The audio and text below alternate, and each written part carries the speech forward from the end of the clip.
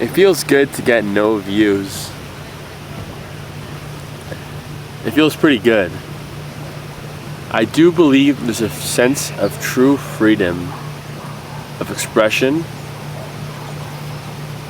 of speaking your mind, of being who you want to be when you don't have anybody watching you. I have 12 subscribers right now. I don't get views in my videos. My last 5 videos, I probably have 4 or 5 views between them all. And it feels quite good, I gotta say. And I only realized this yesterday when I told my friend I posted a video and he asked, "Oh, how many views did it get?" And I laughed. I was quite embarrassed at the time because he has a pretty large following on YouTube and he gets thousands of views. And I showed him my screen and it said, "No views, posted 17 hours ago." And he sat there and the first thing he said was, "Wow, that makes me happy." And at first my ego kind of got offended. I'm like, that's not nice. Why do you want me to have no views? Why do you want me to not grow with my audience and pursue my dreams? But he said, no, not in that way. In the way of true expression that he feels like sometimes he's not tapping into. You see, when you build an audience, when you build a following, when people are watching every word that comes out of your mouth, you end up subconsciously altering the way you say things. It's not even a conscious thing. You could be so authentic, but just the nature of having thousands of people watching you speak, you may decide to only speak about one thing and leave other things out that you would be speaking about had you have no viewers. You know, I spoke about a topic and yesterday he said, "You know what, maybe I want to speak about that topic, but I don't know if I should." Because he feels like he's in a box. Like he's in this glass box with a glass ceiling and there's only certain words, certain things he could talk about that his audience resonates with. And if he goes outside of that box, well, people leave. People unsubscribe. And it's this duality of the grass is greener on the other side. Here I am wanting more subscribers, wanting to build an audience, wanting to get views and engagement. Yet deep down there's a part of him that envies me of not having views and just getting to have free expression to post about whatever you want because nobody's watching you. There is no pressure. But pressure builds diamonds, doesn't it? And I think my advice to him was, dude, talk about whatever you want, but maybe just change the language. You see, your YouTube audience and your channel is one massive tribe, one big tribe. People that may be loyal to you or just subscribe to you, they're part of your tribe whether you like it or not. And within your tribe, you have what's called a tribal language. The language that you speak that your audience resonates with, that your audience supports, it gets behind, that builds their life or belief system around, right? So certain terminology you'll see YouTubers utilize in order to build their tribal language, almost like a cult-like following. So what I told him is just use the language you've been using, but talk about whatever you want. Because it's just words at the end of the day. And if you change the words, you change the language, you change people's realities.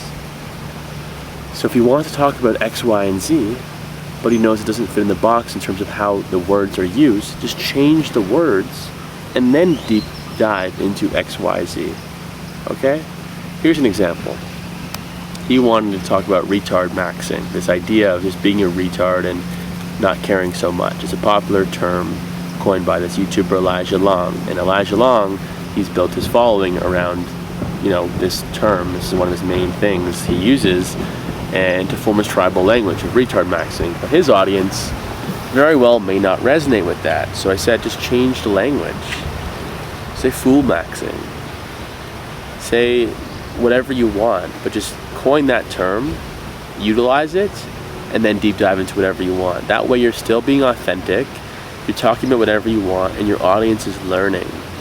You see, if you don't change the words, your audience leaves because they don't feel like it's a tribe anymore. Like you're almost disowning them. You're being not loyal to your tribe by not using terminology that your tribe resonates with. So I think this is something you got to deal with if you have a following.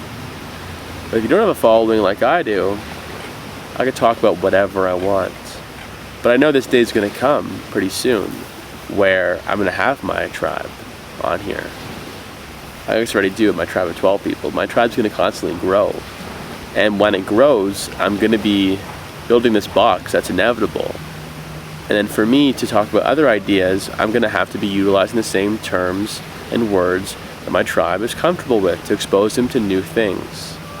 See, a lot of Gen Zers, for example, they're not able to comprehend these spiritual concepts and woo-woo things. And that's why you see YouTubers like Elijah Long, like people that understand how important tribal language is, to almost like dumb it down or bring it down a certain notch in order to meet people where they are.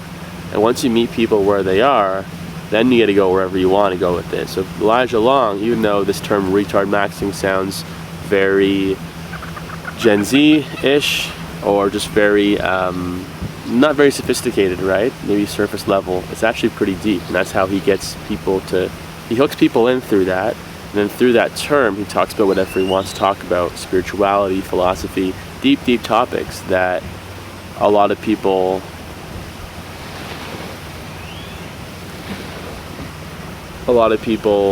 would never go into in the first place if he not met them where they are at. So that's what I guess what I try to do sometimes. You know, the freedom with not having any subscribers or no views I should say, is I could play around and use different words to find my tribe, utilize my tribal language, and meet people where they're at, right? Some people will gravitate to the content right away, while others I may need to use certain words and terms in order to bring them in, to hook them in. But there's really a true freedom and liberty that comes from just not having a following. Nobody really knowing who you are, and it's cool. You just gotta talk to yourself, and if people see it, people see it. Maybe this video does get views. Maybe it gets thousands of views, or it gets no views. And I'm happy either way. That's the lesson of this video, to be happy either way. I'm making these videos for me. The more you speak, the better ideas you get, the more you're able to articulate yourself, and all these benefits come from just speaking to a camera. And when people come, inevitably, from out of that, that's beautiful too. It's a bonus to build a tribe, to build a following, and to bring people a part of my mission, which is actually to build tribes, build community, and change the world, really. So yeah, hope you enjoyed this video, and don't be afraid to post some videos even if you have no subscribers, and don't care about the views.